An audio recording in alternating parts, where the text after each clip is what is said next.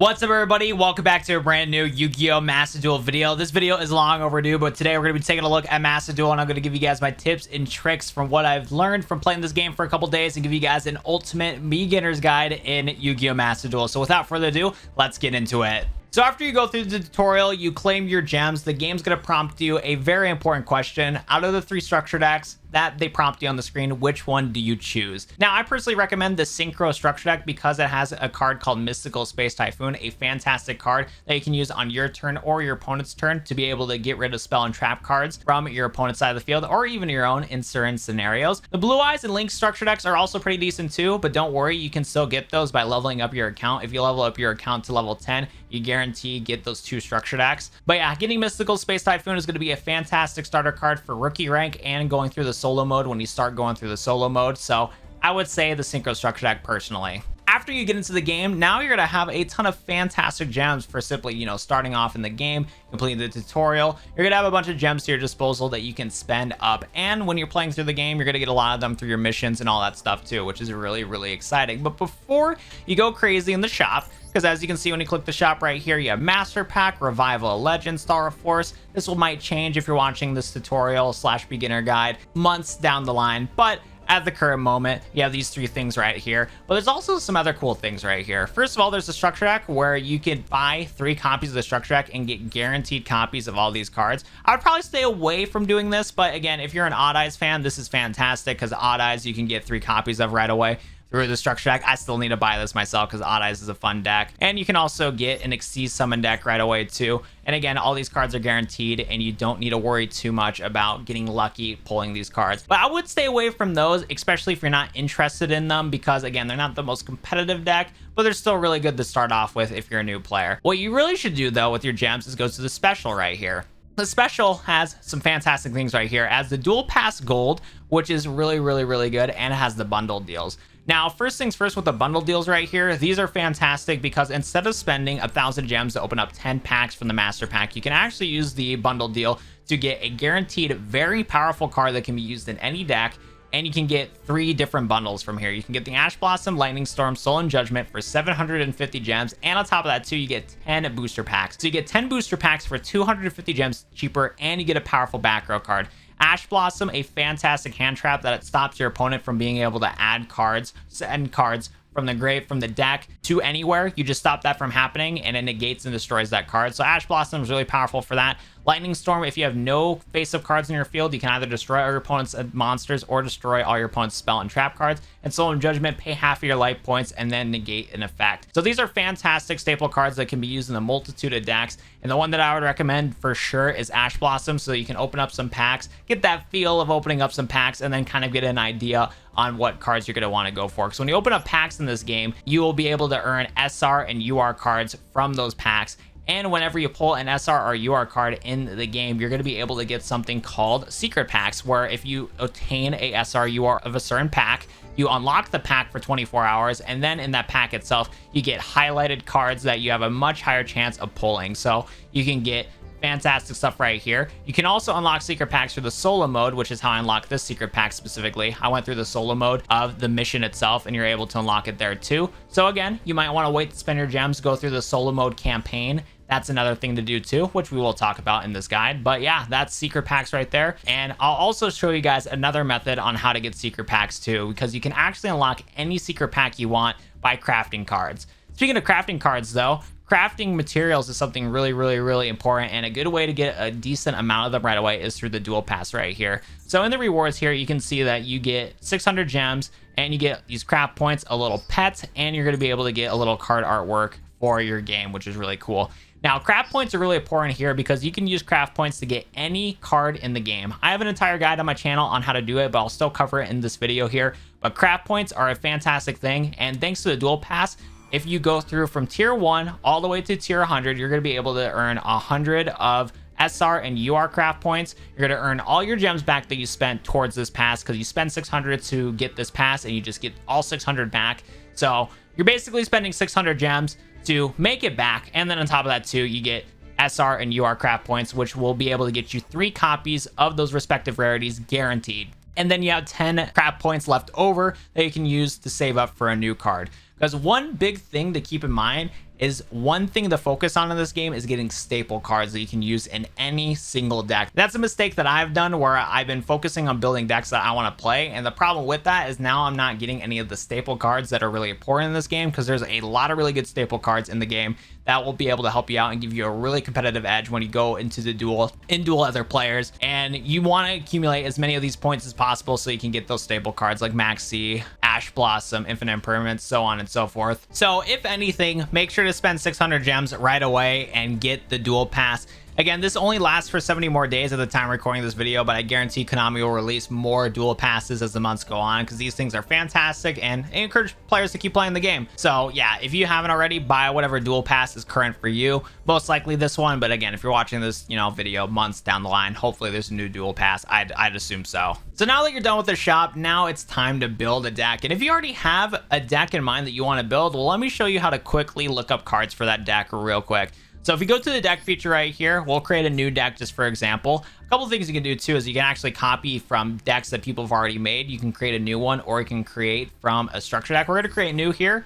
And one really cool thing about this game right here is the search system. So if you click the little card icon here on the top right and click it, it's going to show 2 cards now. And now you're going to be able to take a look at any single card in the game. So maybe you wanted to build an Egyptian God card deck. Well, what you can do is that you can click it, add it to your deck, and then from there, you're going to be able to click how to obtain to see how you can get it. So you can get it from the secret pack here if you pulled a UR or an SR of any cards from the set, or you can pull it from a master pack, which is really exciting. Or what you can do here is that you can do the generate feature on the bottom left right here. So as you can see, we have the craft points on the top left. It shows you how many craft points you have. And if you spend 30 UR craft points, you can guarantee get the copy of this card.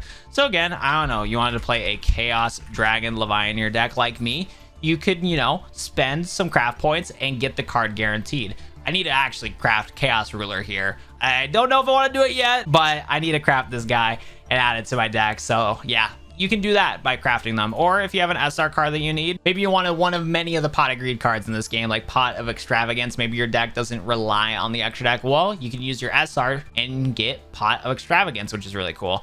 And another really important thing too about the crafting system right here is being able to pull packs from that specific set. So for example, if you wanted to pull a Red Eyes deck right here, well, what you can do, you can type in a Red Eyes here. And what you can do is you can craft either a UR or an SR of this deck, craft one of the cards that's an SR or a UR, and then once you do, you're going to be able to unlock the secret pack that we talked about in the shop section of this video. You're going to be able to get guaranteed secret packs from the set. So let's take a look at how to obtain right here. If I crafted a Red Eyes Fusion, I could unlock the secret pack that is only available for 24 hours after I craft the card. But then from there, I can spend my gems and open up packs from the secret pack and then have a higher chance of getting cards from that set. You're not guaranteed to get a bunch of copies of the cards that you need, but you're guaranteed at least 4 cards out of the 8 cards from each pack to get guaranteed copies of X card.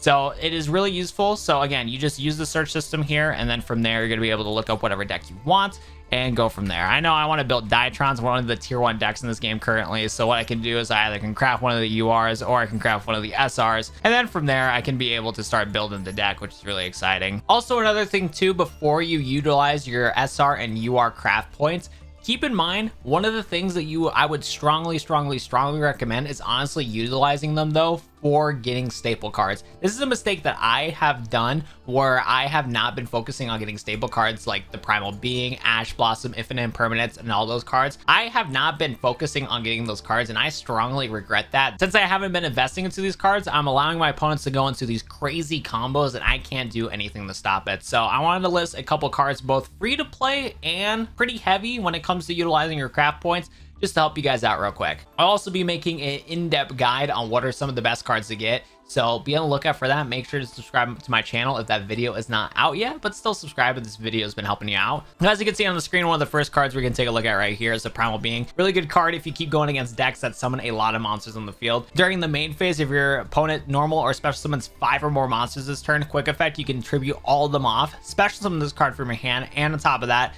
your opponent gets a Primal Being token that its attack and defense are the combined attack and defense of all the tributed monsters. But this is a fantastic card because again, you just get rid of everything, and now all you gotta deal is just one beat stick instead of like 5 different monsters. So I mean, come on here. Ash Blossom, again, you can get 1 copy of it from the selection pack. You get 1 copy of this card from the bundle pack, but getting 3 copies of this is really good because, again, you can sack this card off, use its quick effect, discarding it, and you get to negate an effect that either adds a card from the deck to the hand, special summon from the deck, or send a card from the deck to the graveyard. Another fantastic card right here, if you like running trap cards, is Infinite Impermanence. You can target one face-up monster your opponent controls, negate its effects until the end of the turn. Then, if this card was set before activation and is on the field at resolution, for us to turn, all other spell and trap cards in this column are negated. And then, what's really cool about this card too, if you control no cards, you can activate this card from your hand. So, if you open up with Infinite Impermanence, you can utilize this card to be able to negate an effect.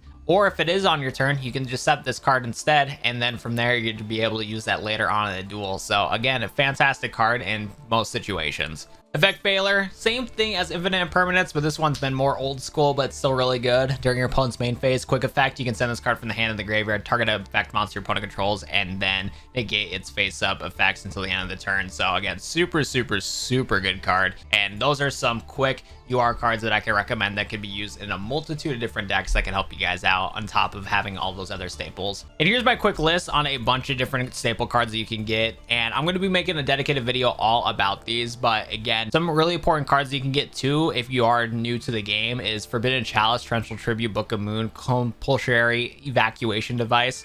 Super good cards that are super cheap to get.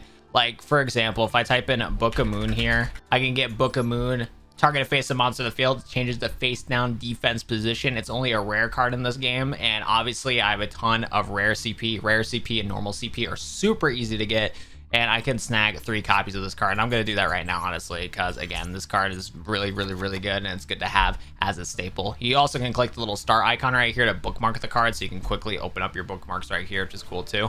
But yeah, no, fantastic card, that is for sure. Next up is solo mode, and solo mode is something really important that you're going to want to go through. This teaches you so much about the game, and you can get very powerful cards to boost up your deck. So after you complete the tutorial and all that fun stuff right there, you're going to be able to start the duel strategy. And duel strategy is really important because you get some staple cards that are super powerful that you can run in any deck.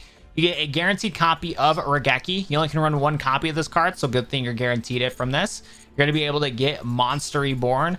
Fantastic card, also only at 1, so getting a guaranteed copy of this is awesome too. Regeki and Monster Reborn are fantastic cards. Monster Reborn, summon a monster from either player's graveyard and summon it to your field. And Regeki, all their monsters on the opponent's side of the field just get destroyed with Regeki, which is fantastic. You also, going through this, you're going to be able to get Reinforcement of the Army, a fantastic card that allows you to search for a level 4 or lower warrior monster and add it to your hand. Fantastic search card, also limited to 1, so being able to get 3 very powerful limited cards from just this alone is insane.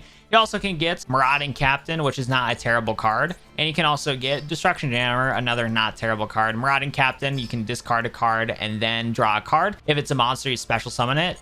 And then Destruction Jammer, if there is a spell card, trap card, or a monster effect that destroys a monster on the field, you can destroy that card and negate it, which is really good with Destruction Jammer. So again, decent cards to get off right away. And going through this, get a little pet too. You get a little pet Sangan going through the duel strategy. So again, you're going to want to go through the solo mode. It also teaches you how to Exceed Summon, Synchro Summon, Link Summon, all that fun stuff. And Pendulum Summon, you're going to be able to learn all those strategies through duel strategy and be able to learn the game. Another fantastic thing too about solo mode is that when you go into the specific solo mode sets with specific monster archetypes, you're going to be able to learn the history about these monsters, so you actually get some lore about the monsters. And if you can complete these, you actually get guaranteed decks that you can just copy and paste to your set.